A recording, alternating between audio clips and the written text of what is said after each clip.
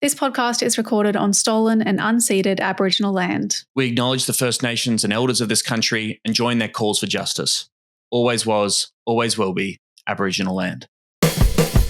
Are you aware of Drew Pavlou? Has he come across your desk? You work in the institution of higher education. Yeah. I'm extremely online. I know who Drew Pavlou is. Yeah. Australian police tried to break my arm for chanting USA at a pro-Maduro communist rally in Sydney. USA! USA! USA! USA! USA! USA! Hey, what's up? I spent 40 minutes in a cell before they let me go because they couldn't figure out what to charge me with. God bless the United States of America, where they still have free speech.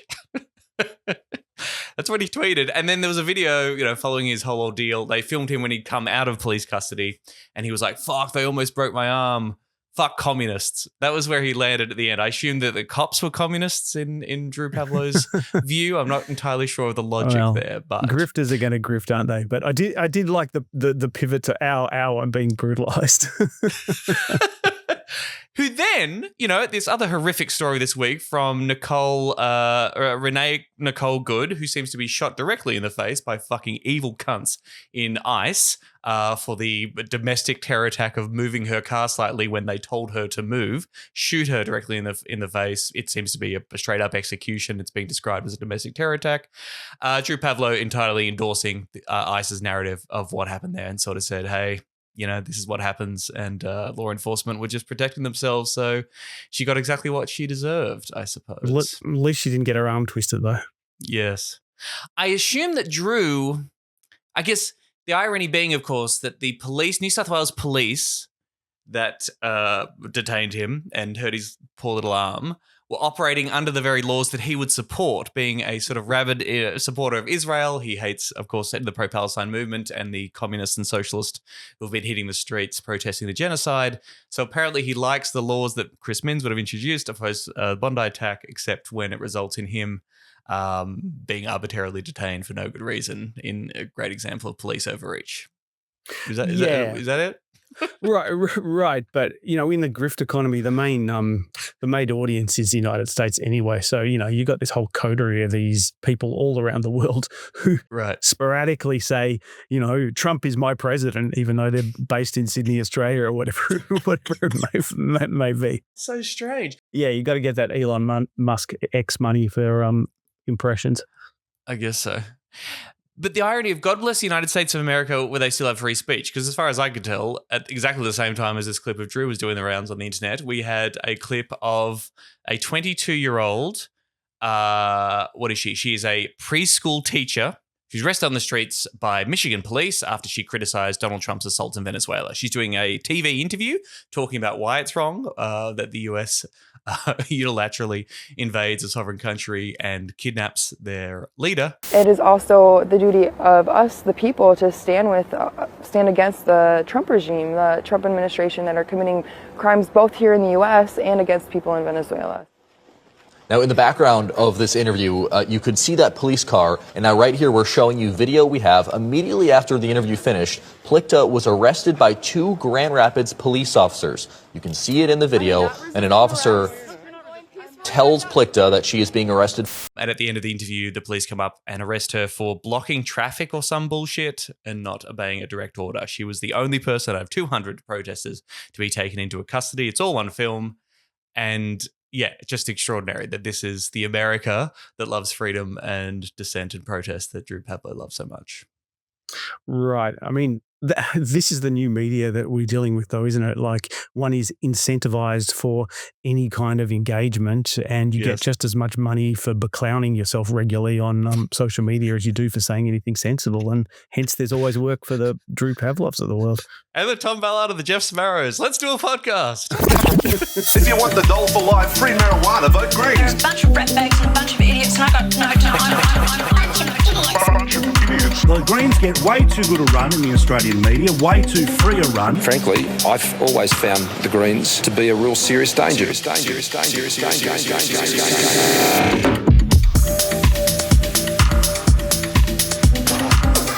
All right, hello everyone. This is Serious Danger, a podcast about green politics in Australia. Our first new episode on the free feed in 2026. Happy New Year, everyone. 2026 looks like it's going to be an awesome fucking year. This is not an official Greens Party podcast. It's produced by Michael the Griffin. I'm Tom Ballard, joining you from Naarm, Melbourne.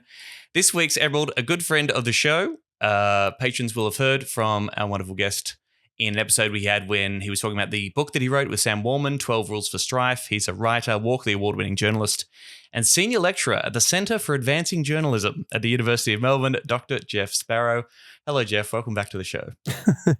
Hey, Tom. Thanks for having me. No worries. Thank you for joining me to help me make sense of what has been one of the fucking most insane weeks I think I've experienced as an adult human being watching the news in my lifetime. Is that fair to say? Yes, and what is it, the 9th of January? So there is some considerable amount of this year still to run. So buckle up, everyone. You're at the Centre for Advancing Journalism. How would you say journalism has been responding this week to the various events? Yeah, I was trying to think of what the technical term for the state of journalism is at the moment, and the best I could come up with is fucked. Clusterfuck. Yep. Yeah. No, the most recent statistic that I could find was last year there were 17,000 jobs in journalism cut across the United States. It's a little bit different here, but it's trending in the same way, and that's even before the AI stuff really hit.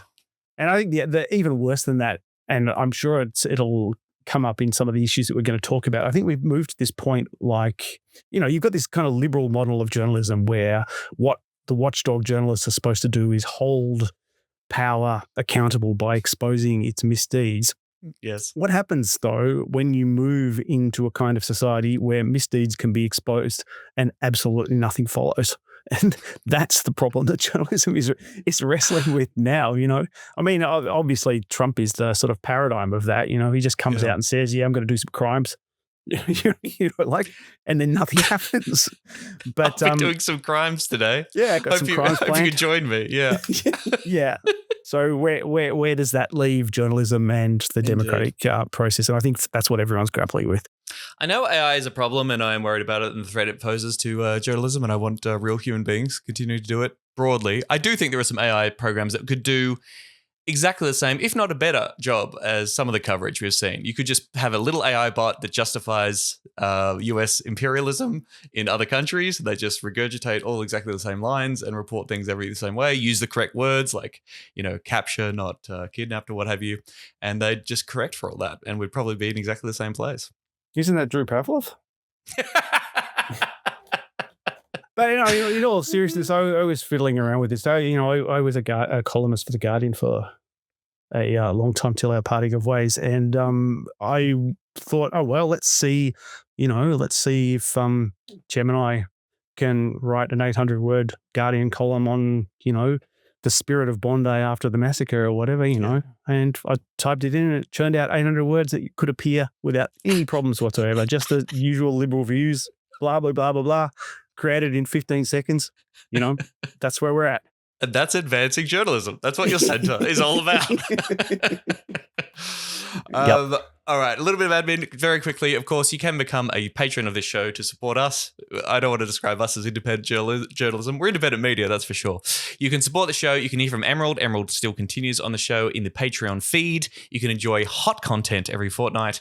And of course, you get to be referred to as a danger dog.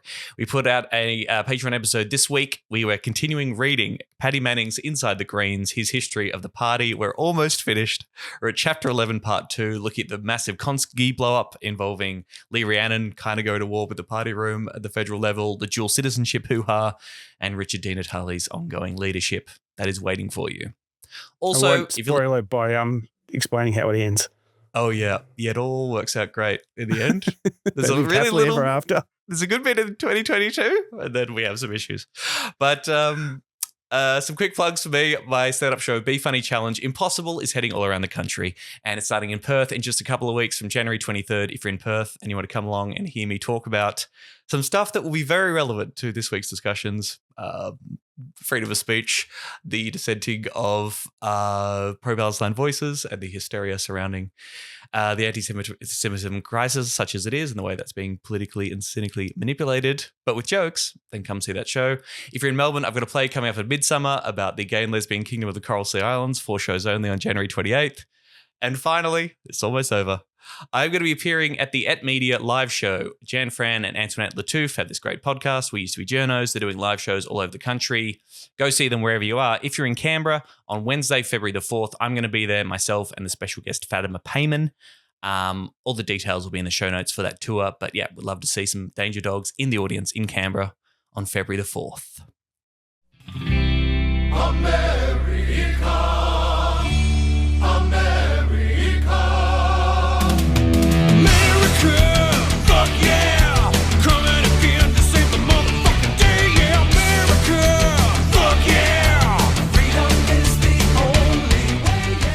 Okay, so by the time this comes out, it will have been about a week since Operation Absolute Resolve, in which the US, led by non-interventionist FIFA Peace Prize recipient Donald Trump, Australia's great ally, our military partner, invaded the Venezuelan capital of Caracas, kidnapped Venezuelan President Nicolas Maduro and his wife, extradited, smuggled, whatever you want to say, back to New York to face a whole bunch of trumped-up charges, pardon the pun, of narco-terrorism, all of it in flagrant violation of international law and in an act that almost certainly qualifies as an act of US aggression against a sovereign state. I think that's pretty clear. Every international law expert I've been reading this week says pretty much that.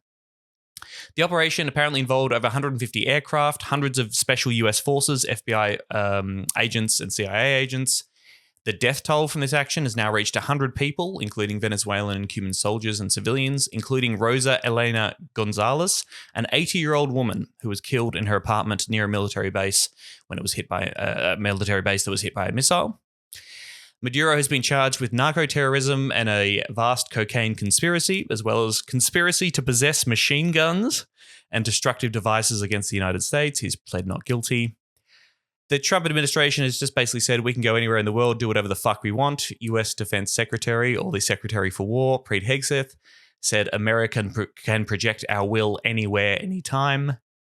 Trump has since threatened further actions against communist Cuba and democratically elected governments in Colombia and Greenland. They do actually seem serious about acquiring, quote unquote, that is annexing Greenland or buying it in some way.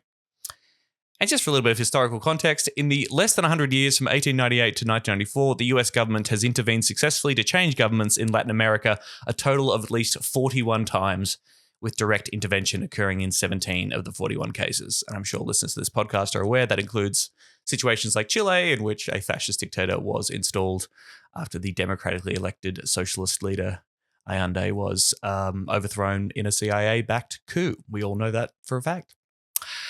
So I want to get to like the situation in Venezuela at the moment and what it all means, but I'd be interested, Jeff, what has been your reaction to the true insanity and horror of Operation Absolute Resolve? Yeah, where does one begin with this? I mean, there's so much going on. It's so early in the year. I mean, I think what we're seeing now is the complete unraveling of the post-war liberal order, not the rules-based order, Jeff. You say the rules-based order? The rules-based order, the one and the same to which Australia is supposedly so fundamentally committed. And, in that respect, this is a continuation of stuff that we've been seeing for quite some time. I mean, if you think about that, that the sort of a set of liberal policies that were supposedly put in place after the Second World War, there are all sorts of manifestations of that, one of which was, say, the Convention on the Treatment of Refugees, which countries all over the world, with Australia leading the way, has been undermining for some time. But, I mean, the other fundamental unraveling, the most important unraveling of the rules-based order is, of course, Gaza. Yeah. So if you've got a situation where a state can commit genocide and the international community, to use that word, does absolutely nothing, then you have no rules-based order. And I think now that we are seeing the continuation of that and the extension of it. And the implications of this, well, I mean, where do we start? I mean, Australia has now so fundamentally entwined itself with the US alliance that this contradiction between the way that social democrats like Albanese and Penny Wong talk about foreign policy and the way Trump talks about it. I mean, it's how this is going to play out. I keep thinking, what happens if Trump follows through with the attack on Greenland? You know, he's explicitly saying he's not going to rule out military force. Nope. You'd have to say you couldn't completely rule it out. What's Penny Wong going to say about that? What's Albanese going to say about that? What does it mean for Well, they're going to call for dialogue and a peaceful transition. I'm going to say the facts are unclear. We're monitoring the situation. NATO appears to have been blown up entirely, but we're just going to wait and see it. Yeah. The main thing is that we are committed to AUKUS, and the critical minerals deal that we secured is fantastic. So there you go. Right. And so Trump has made it clear, I mean, explicitly, that the United States will intervene when it suits the interests of the United States. So what does that mean for something like AUKUS? That AUKUS can only work now if Australia just spends all of its time making itself indispensable to the United States, which means, explicitly means constant participation in whatever US adventures happen. And the other thing I feel like hasn't received as much attention as it should is that this collapse of the idea of international agreements and the rule of law, I mean, it has profound consequences for all sorts of things. But if you think about the official response to climate change, it is 100% based on the idea that one can establish conventions and agreements and treaties that states around the world will be under some pressure to adhere to. And that's just clearly not the case now. So and that nation states should act in some sense of the global good, of the greater good. They're taking actions that, yes, are in their interest, of course, because it's all in our interest to not burn alive or drown in rising sea levels, but also that, yes, that there is some level of responsibility to all of humanity that exists outside nation state borders. So Venezuela undermines that in two senses, doesn't it? Firstly, I mean, it's, Trump is explicitly saying we need to massively ramp up American oil production. And, in the discussion, there's almost been no reference to this not being a good thing. It's just taken for granted now that actually ramping up oil production, of course they're going to do that. But more fundamentally that, the process about climate change negotiations, all of the agreements that go into, the conferences of the parties and all the rest of it, it's all just nonsense now. I mean, none of it has any kind of standing. And what that means is we are now in a situation where, the official strategy around climate change was always fraudulent anyway, but it's just very difficult to pretend that there is even a global strategy about climate change anymore. I had a great little nugget about Greenland on this front this week that because of climate change, of course, the glaciers around Greenland are melting, which will provide us greater access to more oil, which we can then access, burn, and further cook the planet and melt the ice. It's a virtuous circle, Tom.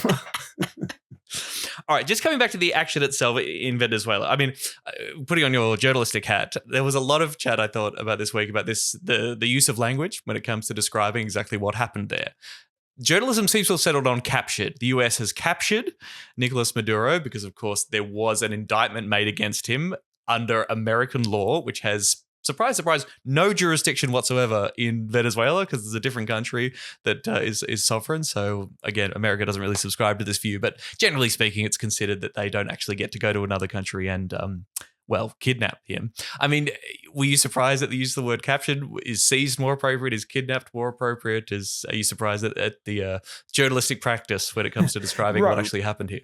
Right. I feel like this is a continuation of a process we've seen for a long time now. It first really became apparent in 2016 with the first Trump administration, where establishment journalism just really struggled to deal with this figure who didn't play by the rules, right? The Beltway journalists are trained to accord the president this respect. What do you do with somebody who just comes up and flatly lies to your face? And so the traditional kind of paradigms of journalism just really struggle to deal with that. And again, right, they were they've been based on this idea that the media class and the political class have these sort of shared consensus about how people should behave and how things should happen. When someone like Trump just throws all that out, people don't know how to respond. And so what happens is they just get pulled in behind Trump. And again, you have to say that Gaza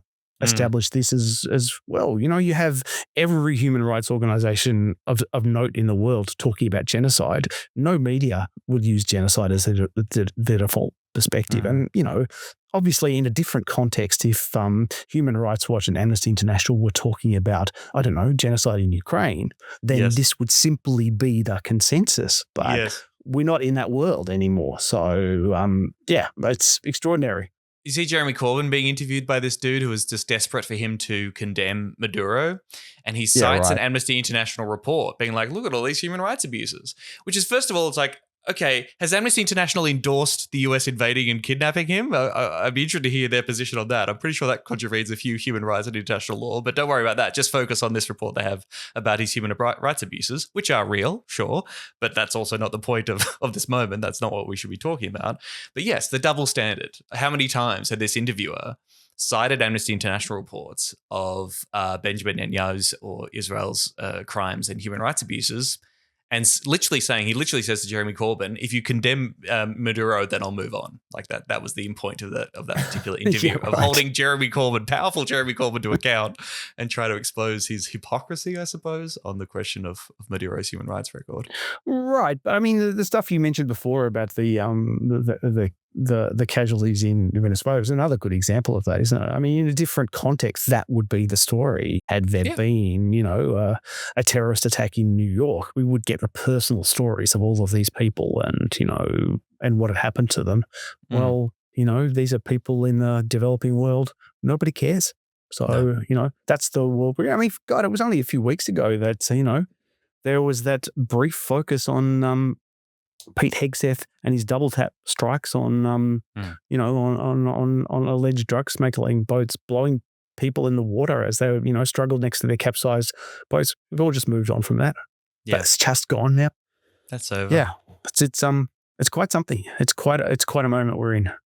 What do you think about like the justification even within the own MAGA mindset, right? So we were constantly told that Trump is non-interventionist and he's all about America first, okay? That means no more stupid wars. No more stupid wars, Jeff. It's the age of stupid wars is over now that we have Donald Trump in the White House. And so now, and you hear these justifications this week. They were like, no, this is in America's interest. It's in America's interests to steal this oil and use it for our own people. And I guess we'll use some proceeds to help out the Venezuelan people. That's all bullshit, of course. But America first and America's interest has now been redefined to us doing literally whatever the fuck we want. And that includes going to other countries and invade them. So, it's interesting to me that even on those terms have been completely, the justification has been completely thrown out as well. And I don't know what the MAGA base thinks of it all, but you would have thought that the non-interventionists would have had some issues with a very blatant intervention and the kidnapping of a head of state of another country. I mean, that's what makes analyzing Trump and Trumpism so difficult, because on one level, you kind of think there is this disjunction between what Trump says and what some of the people in the Trump administration says. Like, so Trump cooks up these policies seemingly based on whatever he saw on Fox News that night and then just launches them. And then there's this team of people who try to cook up some kind of coherent, schema that makes sense of this all. I mean, it has been interesting because the MAGA base has by and large fallen in behind this largely because it seems to have been successful on its own terms. And I think for a lot of the MAGA base, the visceral pleasure of seeing the left discomforted is more important than anything else. Do you know what I mean? Like it's not a theoretical movement in any way, shape, or form. And so owning the libs or, making human rights advocates cry or whatever is more important than anything else. But I also think it remains to be seen how this is going to play out in the long term. I mean, one possible explanation for this is that Trump was attracted to it because it was flashy and seemed easy and seemed to be the sort of Right. Seem to be the sort of thing that would get you these good headlines and show you about, what is it they say, the kinetic powers of the US Special Forces or whatever the fuck it is, like this quick operation. But it's not at all clear now what actually follows. So who is in charge in Venezuela? What is going to be the relationship between,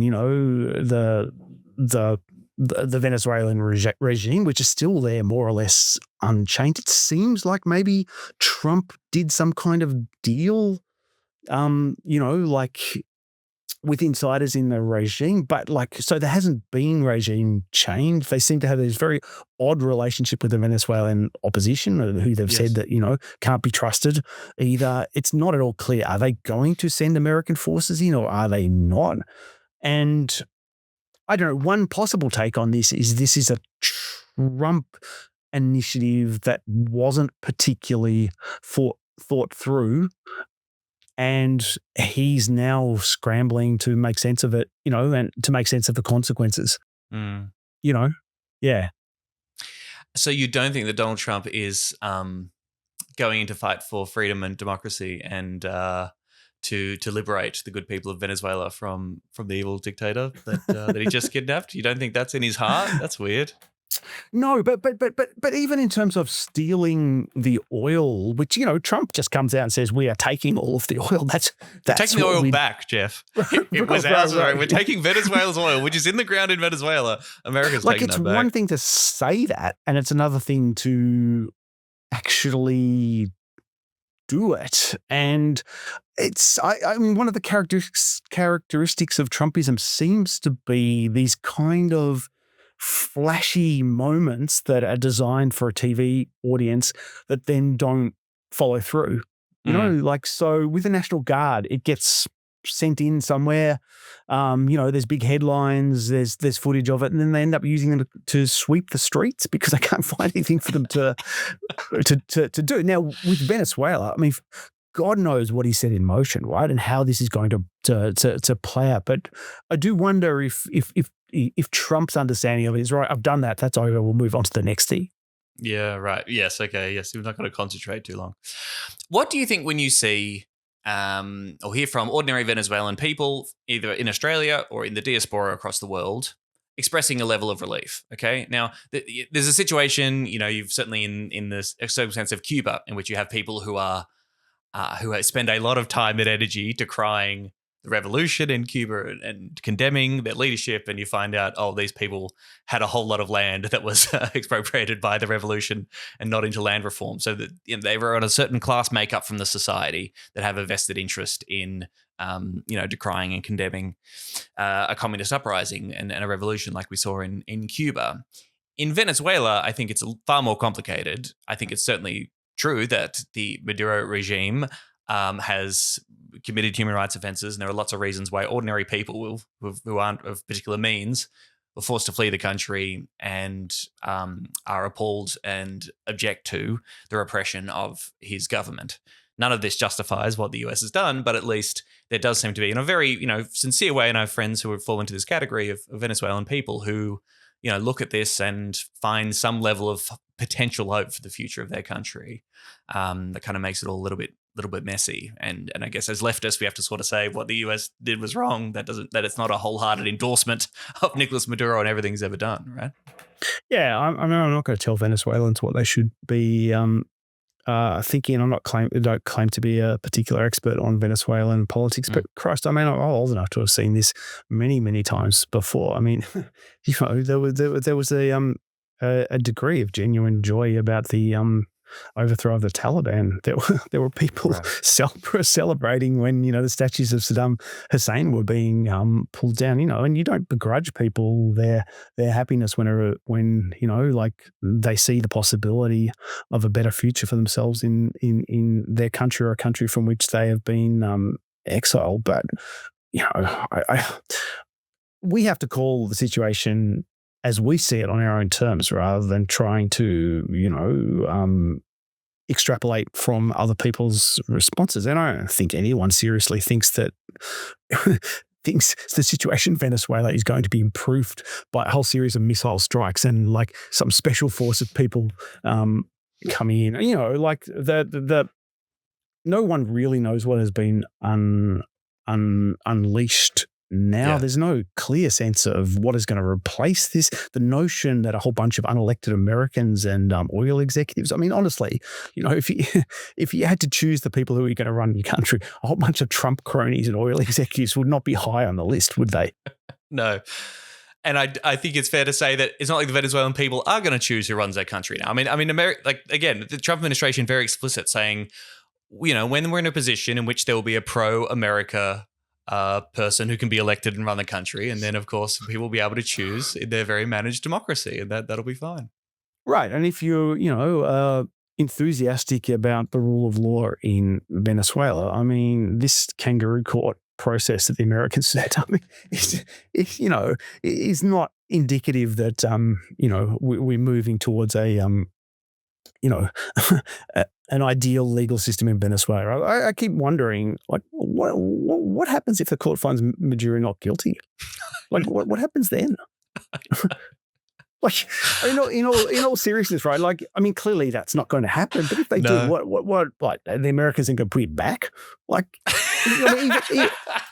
even to ask the question just shows how demented. Sorry, right? Yeah. Right. Like. And then, the combination of the two things, like simultaneously you say, well, okay, it's legitimate for us to kill all of his guards and all of these other people because, we're engaged in war. But at the same time, we're justified to do this because this guy is a criminal. Like if you're arresting a drug dealer, you aren't allowed to exterminate everybody in their building, are you? I mean, none of it makes any sense at all. And so, anybody who thinks, that this somehow establishes a better future for Venezuela or, I mean, look, there's people in the internet with oatmeal for brains who think that this is a great idea, but that's, it's just silly, isn't it? That's Drew Pavlou. I mean, coming back to this idea about, yes, this indicates or exposes really the hollow idea about the international rules-based order such as it is. But it's almost more cynical than that. If everyone just gave up on it, I'd appreciate the honesty, but it's not that. It is the continuing of the pretense that it exists and it just does not apply universally. So we had like Yvette Cooper, the British Foreign Secretary, saying, hey, we're not crazy about Maduro, but we support international law. Ursula von der Leyen from the EU, we're following very closely this situation in Venezuela. We stand by the people of Venezuela and support a peaceful and democratic transition. Any solution must respect international law and the UN Charter. And you go, well, hang on, has the thing that's just happened been a contravention of international law, or we just have to abide by international law from now on after what the US has done? Albanese, very similar, saying we urge all parties to support dialogue and diplomacy, and we continue to support international law and a peaceful democratic transition in Venezuela that reflects the will of the Venezuelan people. We support international law, but we completely ignore the absolute abrogation of that international law that's been committed by our powerful ally because he's daddy. Yeah, no, I think this is a really important point. I mean, one of the issues I think progressives have to grapple with when something like this happens is that international law was never good. Do you know what I mean? Like, it was never a system in which anybody could expect it. You only have to think about the United Nations and the Security Council that's dominated by, these permanent members who are there for no other reason than, at the end of the Second World War, they were incredibly powerful and they can immediately, So there are all sorts of things that, have been legal under international law that we would not agree with. And there's a really interesting piece from Robert Knox writing in Salvage a few years ago talking about this sort of very issue. And he says that, well, when I think his example, he's talking about the Tories in Britain, and he's making precisely the argument that you are saying, like, okay, on the one hand, they are flouting international law, but they're doing so with this rhetoric of saying that international law conceptually is a good thing. And he makes the point that you can sort of think about it in terms of the neoliberal project and the early phases of the neoliberal turn, when people like Thatcher were harnessing the genuine anger that people had towards things like, nationalised utilities in Britain. So people saw them as being remote, being inefficient, being these bureaucracies. And the Thatcherite appeal is these, this utility that's been, so difficult for you to contact or deal with, the one that treats you like shit. We are going to whip it into shape. We are going to, make it accountable. And there's a sense of that, I think, with the way that they respond to international law. They're like, okay, these faceless bureaucracies are coming up with these crazy decisions. Look, we are doing the thing. We are delivering real justice. And there's a kind of appeal to that, right? To people who think like, yeah, we shouldn't be governed by these bizarre treaties that, were never very democratic to begin with. So I think in response to that, it's kind of like, it's always useful. Sometimes it's useful rhetorically to talk about the contradictions of, the Albaneses and the Penny Wongs who, hail international law except when they don't. But at the same time, I kind of think as a broader project, we need to start thinking about what some different alternatives might be, rather than once again positioning ourselves as the defenders of something we never liked really to begin with. And you can think of all sorts of other ways where we end up like that, don't we? Like in domestic politics as well. As the sort of as the political climate lurches more and more to the right, you end up, saying, oh my God, they are violating, our court system. And you think, hang on, we always hated the court system. You see what I mean? No, yes, I guess. Yeah, it appeals to like ideas that are nice, that should be real, but aren't, right? I mean, there's a Marxist critique of like human rights as well, right? These are like lofty liberal ideas that aren't real, and what is real is class power and capitalism and violence, and that power will not be constrained by appeals to, hey, do the right thing, which is basically how international law is working. So like, if you go back and you look at the refugee convention, by today's standards, it seems almost like this crazily utopian document. All of these rights accorded to refugees, but like the process by which this was established, a lot of it was to do with the Cold War, and there was this, an effort by one of the reasons why the Western powers were willing to sign up to it was because by stressing refugees as people who were fleeing from political oppression, they were able to identify dissidents in the Eastern Bloc as refugees, whereas the Eastern Bloc was making an argument for the idea of refugees, including people who were fleeing economic hardships. So the current distinction that we have between political refugees who are legitimate and people who are fleeing a country because they're poor being illegitimate comes, out of this cynical manipulation that was happening at the time. So again, I think like, we shouldn't just allow them to get away with, every fresh atrocity. But at the same time, I think if we're ever to make any progress, we need to start identifying a better alternative that we can actually sort of fight for and win and win consent for, rather than as a nostalgia for a system that was never that great to begin with. For the record, the Greens' position: Australia must uphold international law and oppose US attacks on Venezuela. That's the key bit, the key distinction, I'd say, that the Greens sort of have. And the kidnapping of its president and his wife. The US attack on Venezuela and the kidnapping of its president and his wife is a gross breach of international law and continues the world on a dangerous path of lawless aggression. Australia has a stake in an international order underpinned by international law, peace, and non-aggression, and this latest US attack is a fundamental breach of these principles. Greens Foreign Affairs spokesperson Senator David Shoebridge said, "Lawlessness without consequences helps dictators, tyrants, and aggressors. It places the world on a very dangerous footing. This US war is not about self-defense like so many before it. This is a war about resources, oil, and dominance." The people of Venezuela deserve the right to live in peace and elect their government. The actions of the US today will put those basic rights further out of reach, and so on and so forth. I mean, again, it still appeals to international law, but that's the Greens' position, and at least have the guts or the wherewithal to make a critique of the US. Do you think these kind of actions and the horror show of the Trump administration opens up a space for the left to more capitalize on an anti-US sentiment, which is very strong in Australia, despite everything that our political class tells us?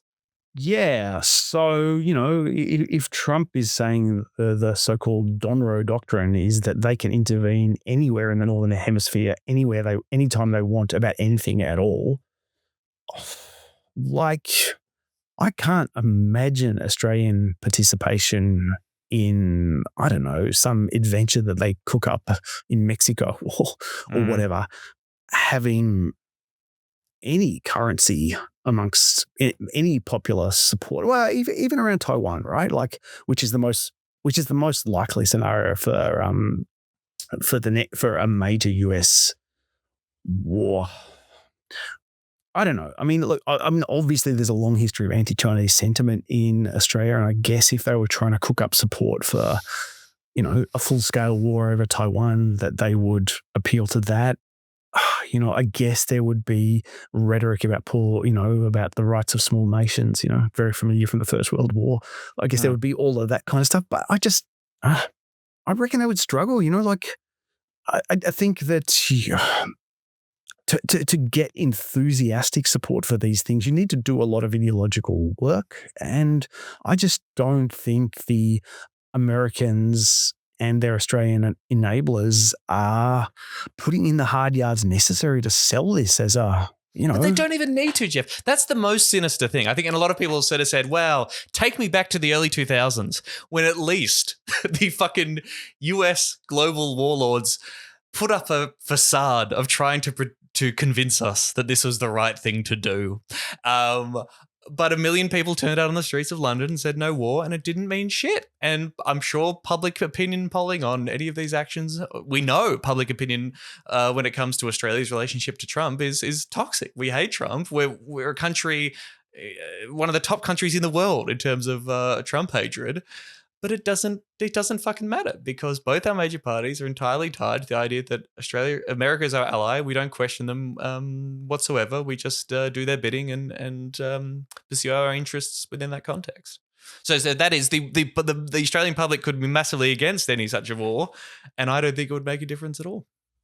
Right, but there are two different issues there, aren't there? There's the question of sentiment, and as you say, there's already considerable anti-Trump. I mean, you have to say that anti-Trump sentiment played an important role in the last election. Yeah, I mean, that was in some respects that was important in terms of the downfall of Dutton, the association with with Trumpism, and in the context of, I don't know, a war in Taiwan, or even a lesser war somewhere else that Trump was insisting Australia play a role in it. I think that would go through the anti-American sentiment would go through the roof. I mean, I can't see too many enthusiasts for Trump in Australia. I'm sure there are some on the, well, we were talking about Drew Pavlou before, I don't know why we keep coming back to him, but there's a small amount of these people, but they really have much traction. But okay, the other point is the question of what we're going to do about it. Yes. And that, I think, is a different sort of question. I mean, it's one thing to hate Trump. It's another thing to break from the the ANZUS alliance or the military relationship we have. Right. And in that respect, I think that the stakes are now just so much higher than they have ever been, because almost every form of public expression is now criminalized to some degree. So, you're talking about 2003 and the anti-Iraq demonstrations. Since then, we've had this almost yearly process where the penalties for street protests have been increased. It's illegal for trade unions to take strike action outside a bargaining period. So essentially, political strikes are illegal. We've got this new legislation out of Bondi, which means that they can declare that after terrorist attacks there can be no demonstration. This is in New South Wales, but one imagines versions of this will be rolled out everywhere. So, what forms protest would look like in that context, well, who knows? The only thing I'd say about that is precisely because of this criminalisation, the stakes are so much higher. And I think we would probably be looking at a situation where there would be mass protests that might well be illegal. And who knows how that ends up. But yeah, I mean, I do think in Australia we really are entering into uncharted waters now.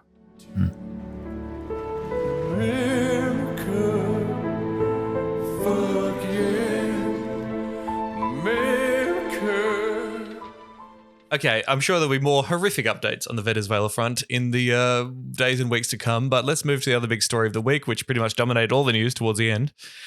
And that is this campaign for a royal commission into the Bondi attack. 3 weeks after the attack itself, the Albanese government has announced it will establish a royal commission on anti-Semitism and social cohesion. It comes after a relentless campaign by conservative media commentators, peak Jewish groups, victims' families, and business leaders and sports stars for some fucking reason, calling on the government to announce this. Albanese consistently resisted those calls.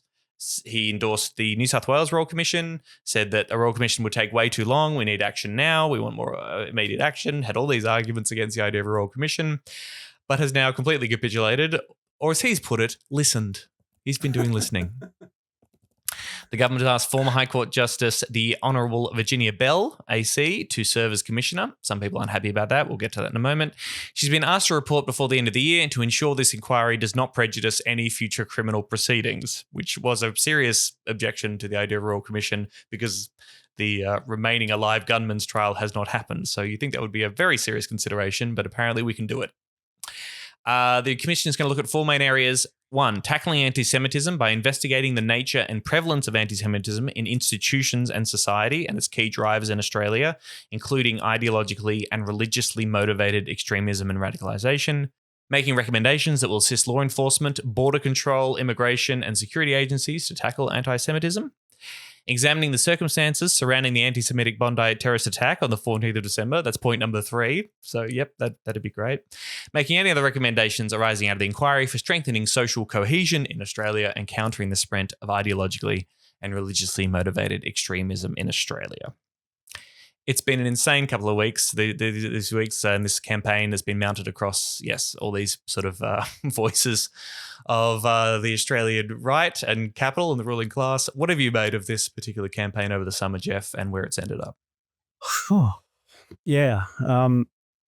It's just been relentless, hasn't it? I mean, look, I'm all for inquiries into what happened at Bondi. I mean, ASIO has a $1.1 billion budget and it's it seems to have been an extraordinary failure by these people. You know, like, what do we give them all that money for if they can't keep track of, people with adherence to ISIS who are buying who own 6 guns. Right. So yeah, like, I'm all for putting these people to to committees where they have to answer some questions about what they do with all the time. I did see an interesting account in one of the financial papers where they had a intelligence insider saying that, the reason why we weren't able to spend as much time watching these people is we keep getting directed to watch the to scrutinize the Palestine protesters. So, what? No way. That's crazy. But I mean, honestly, like, even that terms of reference that you're reading out, I mean, how? It's just a porridge, isn't it? Like, all of these things have just been thrown into the mix. I guess the old political wisdom about royal commissions is you didn't call for them unless you knew what they were going to say. And I think that the emphasis that has been put by all of these right-wingers about a focus on not on ISIS, not on these particular individuals, but on rising anti-Semitism in Australia as a general phenomenon suggests very strongly that they see this as basically something that's going to be a inquiry into the anti-genocide movement. I mean, that seems to be clearly like why they're so enthusiastic about it. I mean, it's been extraordinary watching this campaign, like just these endless articles about a Palestine solidarity movement, which manifestly had nothing to do with this incident, and almost no discussion about ISIS. No. Like, it's just extraordinary. Like, nobody seems to care.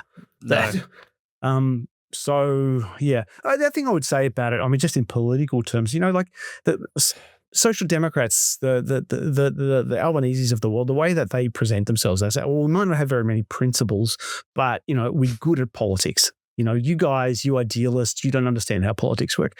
They're fucking terrible at politics. Like, the way Albanese has played this, it's like, he just seems to be incapable of thinking through what the consequences might be. Like, it was, from his own perspective, it probably would have been better off just to agree to this thing if initially, rather than to spend weeks and then to agree to it. But then in the process of it, like, invite the Israeli President Herzog to visit Australia. Like, what does he think is going to happen? Like, how is that? What is that going to mean? There are going to be huge protests all across Australia, as there should be. We are inviting a war criminal, is being named as being responsible for inciting genocide as an official visitor to Australia. How is that going to play out? What is that going to mean for Australian politics? It's like that they're incapable of thinking any of these things through. So yeah, I mean, I just think from here on in, almost all of Australian politics are now going to be reshaped by this, I would have thought. Yeah. I know you've written a lot about this since October 7th, really clearly too.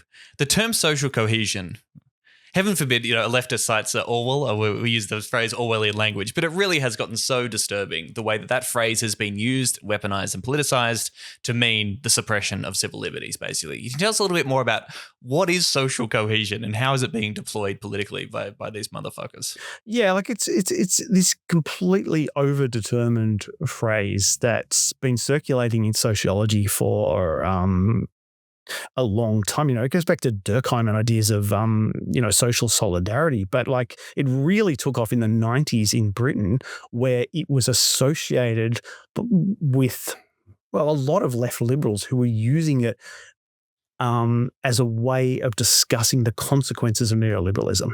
So the idea of social cohesion was that a marketized society is breaking down all of the ties that bond people together, whether that's, whether that's sporting clubs or whether that's social organizations or whether it's just interactive. That Putnam book Bowling Alone that people might remember, that there's this study of the way that Americans increasingly had almost no friends and had no interaction with anyone else. That was all tied up with ideas of social cohesion. And if you think about the way it's being used in the Australian context today, it almost means the opposite of that.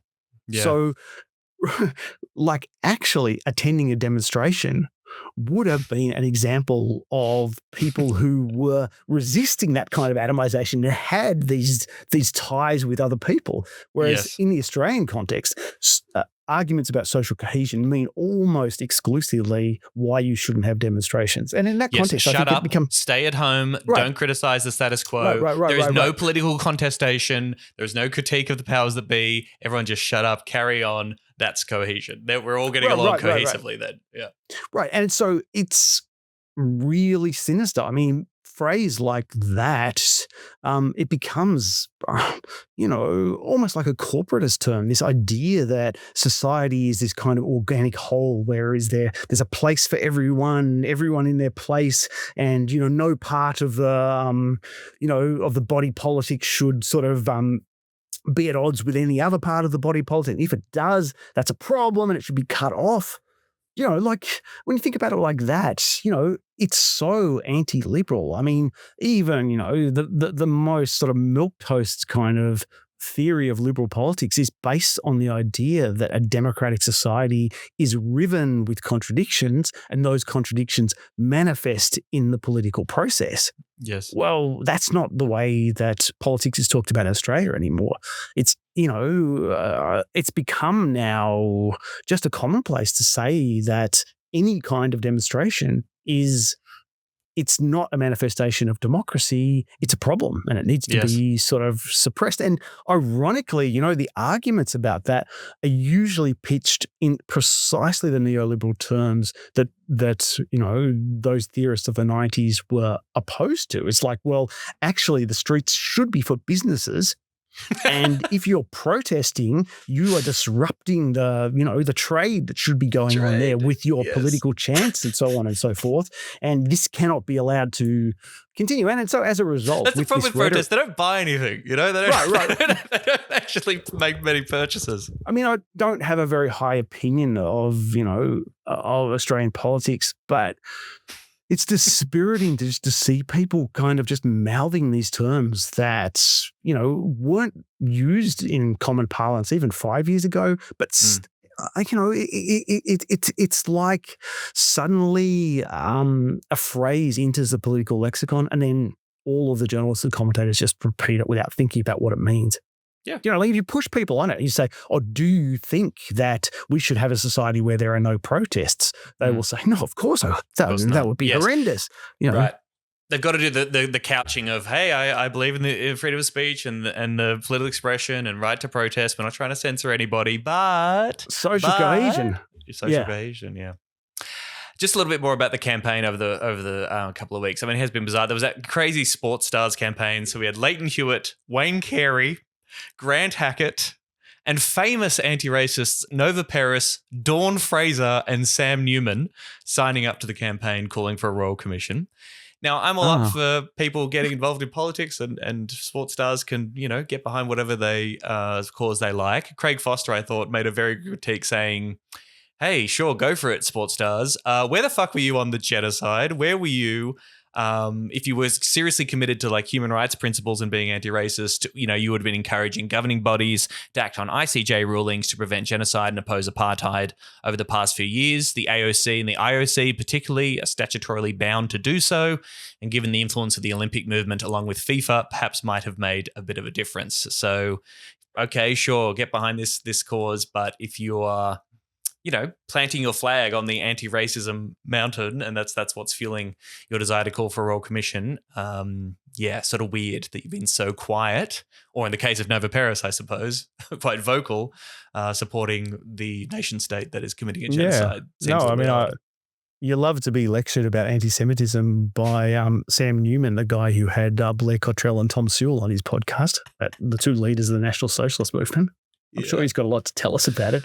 Yeah, I mean, look, and the Royal Commission is only part of it. I mean, you would have seen that Albanese has now come out and said that the government is endorsing the IHRA definition of anti-Semitism, which includes as part of that definition criticisms of Israel, that they are going to implement a full-scale audit of the universities for alleged anti-Semitism, which is going to be carried out by Greg Craven, who's a regular right-wing columnist for The Australian. And then, of course, we've, just seen the stuff at the Adelaide Festival where, another literary festival is prepared to commit suicide in the name of social cohesion. Indeed.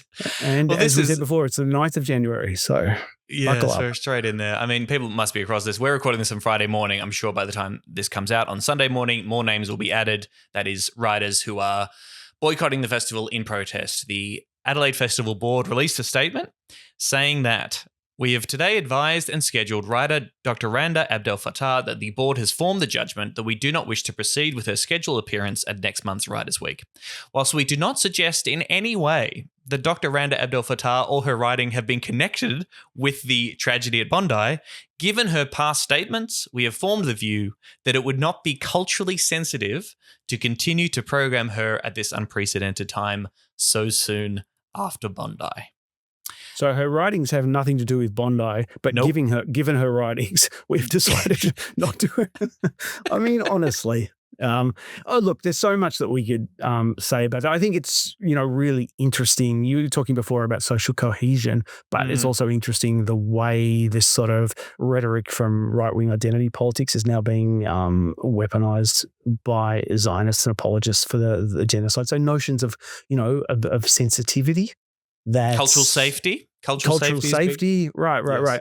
And I mean, and what I think is particularly atrocious in respect of the writers' festivals is that what it shows is that the administrators of the cultural sector hate literature. They hate books and they hate literature. I mean, if you thought literature mattered and was important, and you thought writers were correspondingly important, it would be precisely in a moment of political controversy that you would think writers and books would have something to offer.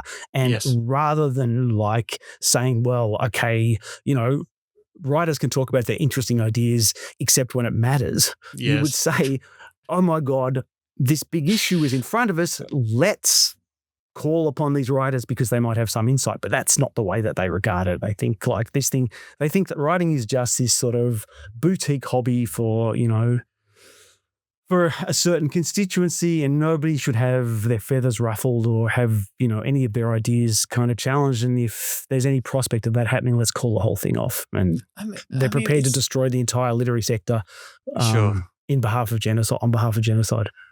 And I mean, it's been said many times and so obvious, but I mean, and pointing out hypocrisy is at this point pointless, right? But I mean, the very same anti-cancel culture, right-wing voices that were so at pains to talk about freedom of speech and the censoriousness of the left.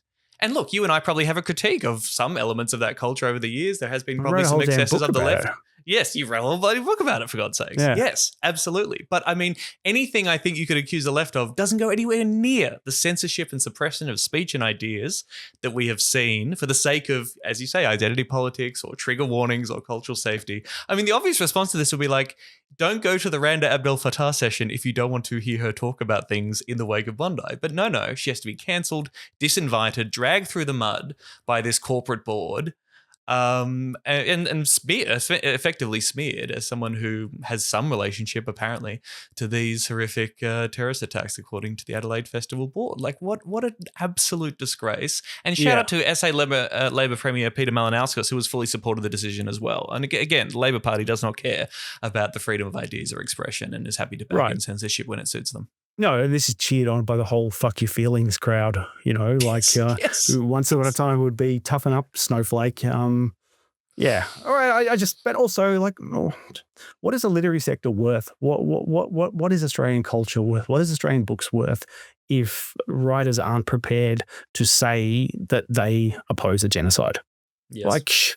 You can say you're progressive this, or your book is important because of this, that, or the other thing. But if you've got nothing to say about a genocide, the worst crime of all crimes, then what is a literary festival?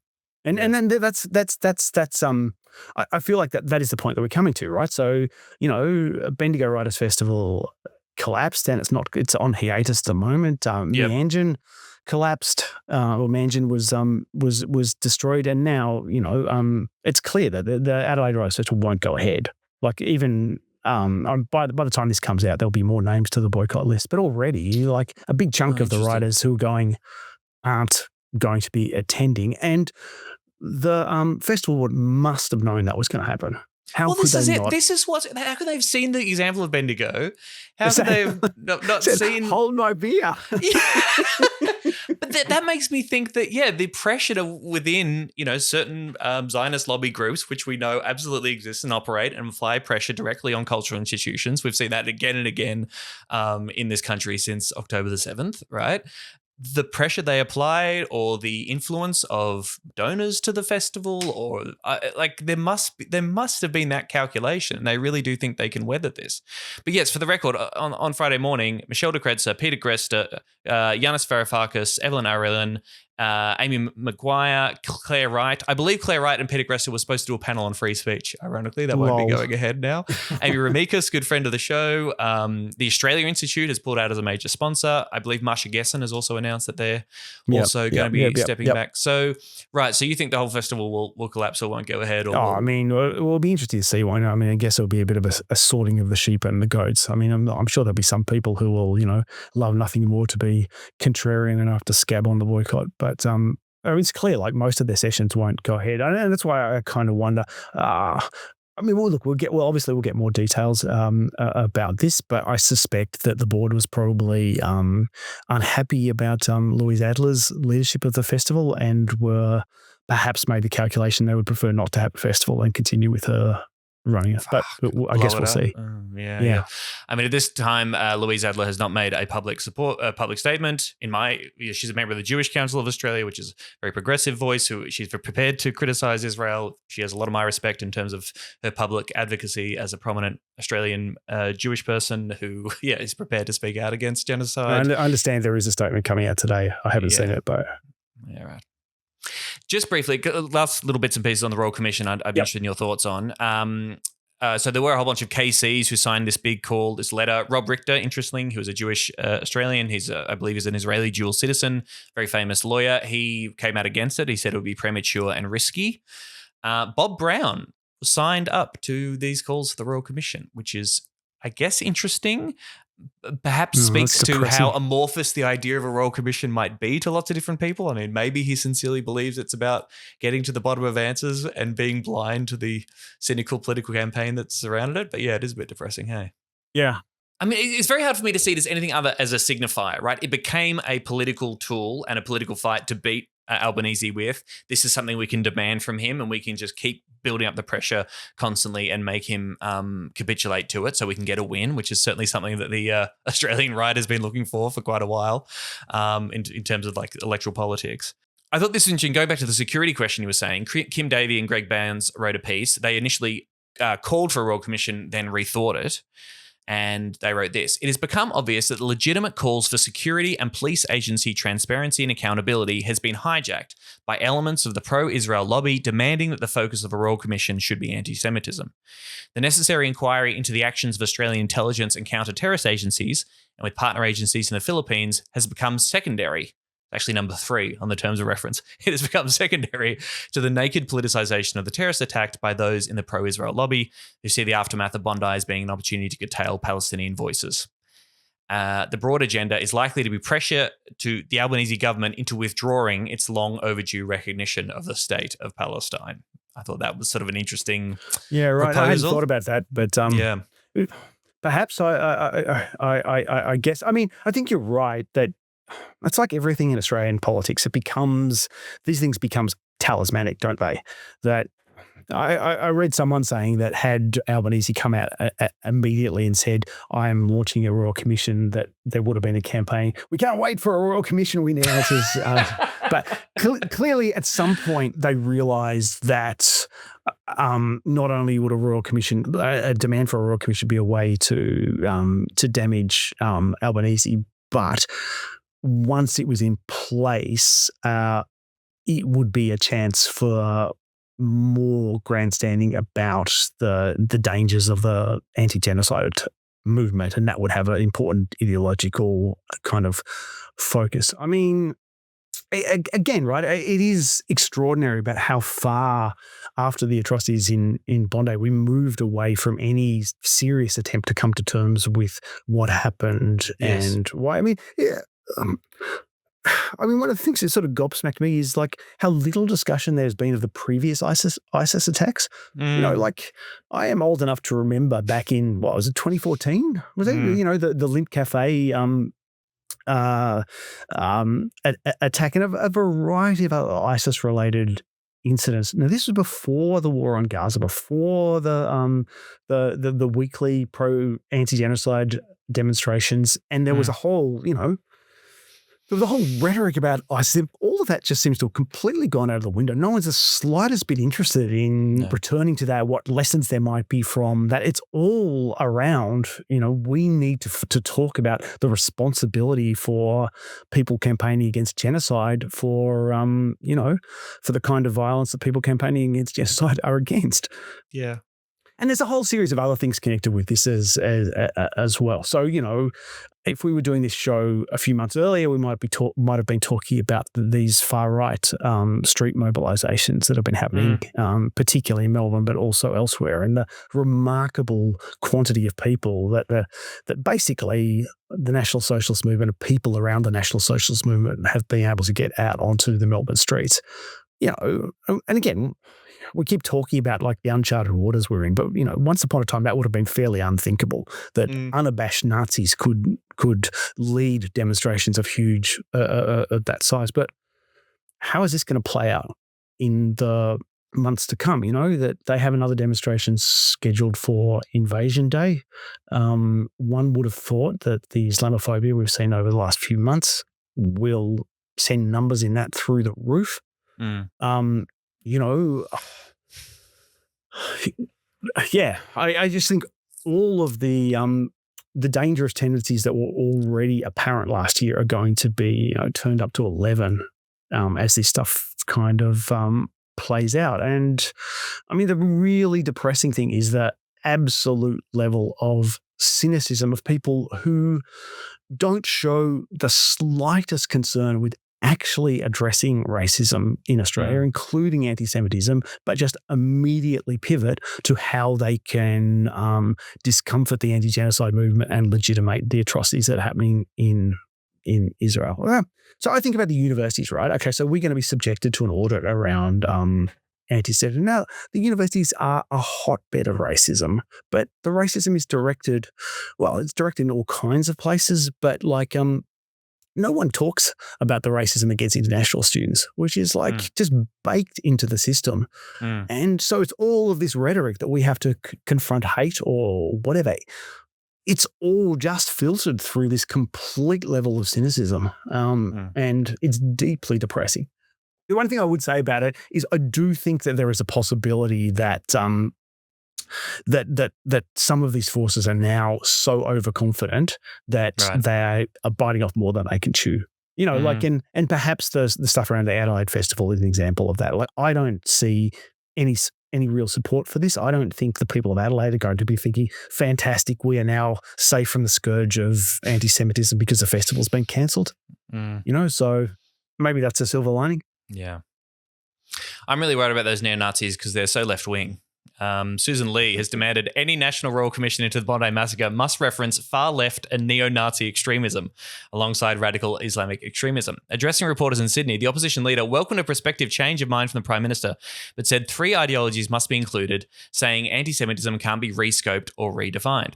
While speaking, Ms. Lee initially said far-left neo-Nazi extremism, and when grilled on whether she saw neo-Nazi activity as a left-wing movement, did not rule it out. Well, these are political concepts about left-right, but what is most important is that radical Islamic extremism and neo-Nazi ideology, however people may choose to frame that in a left-right continuum, that they are included.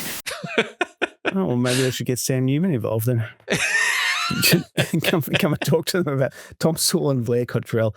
I had to say about it, I mean, obviously Susan Lee's trying to, save her career out of this stuff, but I just can't see that working.